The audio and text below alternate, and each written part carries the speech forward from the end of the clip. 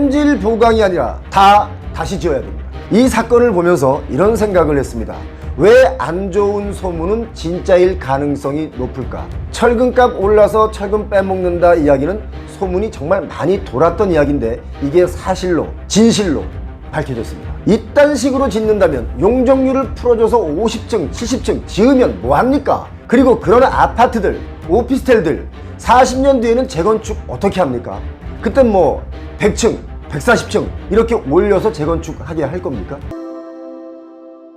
자, 이런 말씀 먼저 드리고 시작하면 어떨까요? 모두 파면하고 다시 건국하는 각오로 쇄신해야 한다. 썩어도 너무 썩었다. 봐주는 것도 한두 번이지 부동산 비리가 너무 많다. 다 파면하라. 이거 제가 하는 이야기가 아니라 국민들의 원성입니다. 국토부는 LH 발주 아파트 중에 지하 주차장에 무량판 구조를 적용한 91개 단지를 전수조사한 결과 15개 단지에서 있어야 할 철근이 빠져 있었다. 이렇게 발표를 하고 원희룡 장관이 고개를 숙였습니다. 참 참담합니다. 아파트 분양 가격은 계속 오르는데 어떻게 더 싸게 지어보려고 철근을 빼먹었는지 아니면 고의 누락인지 실수 누락인지 빼먹은 이유도 참 말도 안 됩니다. 그렇지 않습니까? 고의라면 철근 빼서 뭐 엿받고 먹었든지 도대체가 총체적 부실입니다. LH 이게 처음은 아니죠. 고난을 지어주면 남용하는 것이 문제인데요. 건설업계 갑 중에 갑 LH 이걸 어떻게 고쳐야 할까요? 요즘 원희룡 장관 참 힘들 것 같습니다. 여기저기 다니면서 사과하기 바쁘죠. 이미 준공해서 입주한 곳도 여러 곳이 있는데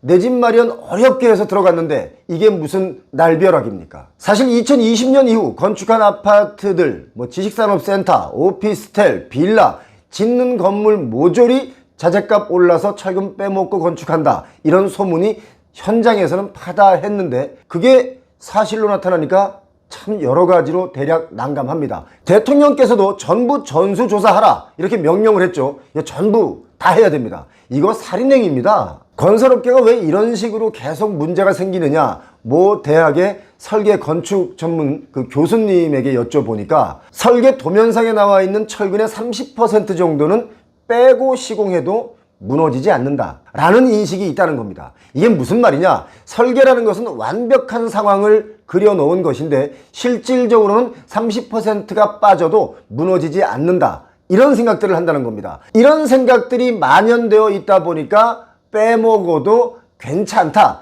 이런 생각들을 하는 거 아니겠습니까? 안 그렇습니까? 아파트 하수관이나 도로의 하수관 이런 것들이 비가 많이 오면 물이 역류되고요. 물난리가 나는 것은 보통 건설을 할 때 지난 30년간의 강수량의 최대치를 계산해서 하수관 지름의 크기를 맞춰서 타설한다는 겁니다. 요즘 물난리가 많이 나는 이유는 이상기후 상황에 비가 예상보다 많이 오기 때문에 이 하수관이 감당을 못한다 이런 거죠. 자, 온난화를 넘어서 열대화로 가고 있고 비가 와도 기록을 경신하는 비들이 오기 때문에 참 감당하지 못하는 하수관 지금 묻혀 있습니다. 그런 곳에 물난리가 날 수밖에 없다. 뭐 이런 논리와 철근 30%를 빼먹어도 무너지지 않는다. 이런 논리. 이제는 계산을 좀 달리 해야 되는 거 아니겠습니까? 생각을 좀 달리 해야 되는 거 아니겠습니까?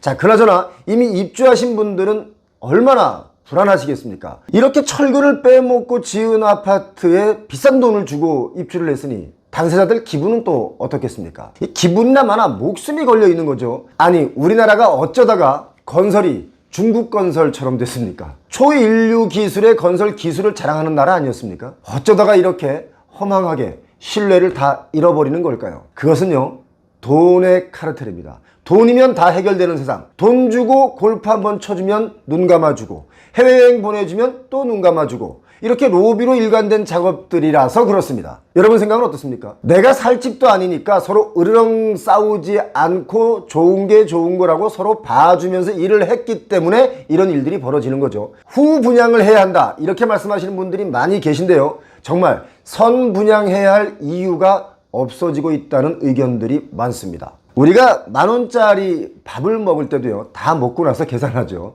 그런데 유독 부동산은 다 짓기도 전에 설계 도면, 인테리어 내용 뭐 이런 것만 서류로 보고 미리미리 돈을 주고 삽니다.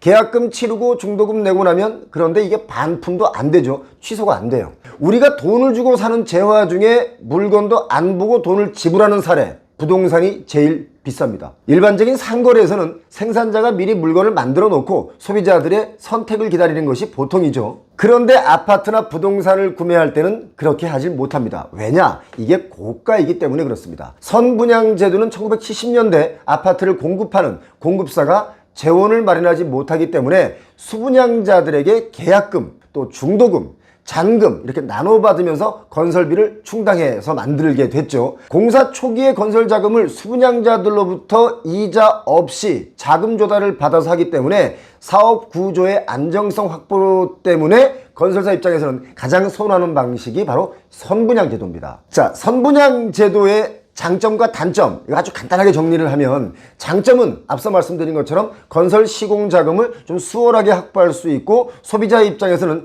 초기에 자금이 적게 들고 중도금은 분납하고 이런 식으로 하기 때문에 장점이 있죠. 돈이 많이 한꺼번에 안 들어가니까요. 단점은 지금처럼 부실공사에 따른 피해를 방지할 수 있는 방법이 없다, 이겁니다. 그렇다면 후분양은 어떨까요? 이와 반대죠. 수분양자 입장에서는 돈이 한 번에 들어가는 부담이 있고요. 건설사가 직접 또 대출을 받아서 건설을 하기 때문에 요게 이자 비용까지 추가되니까 분양가도 상승하겠죠. 그런데 그 이자 비용 문제는요, 요즘은 선분양이나 후분양이나 마찬가지입니다.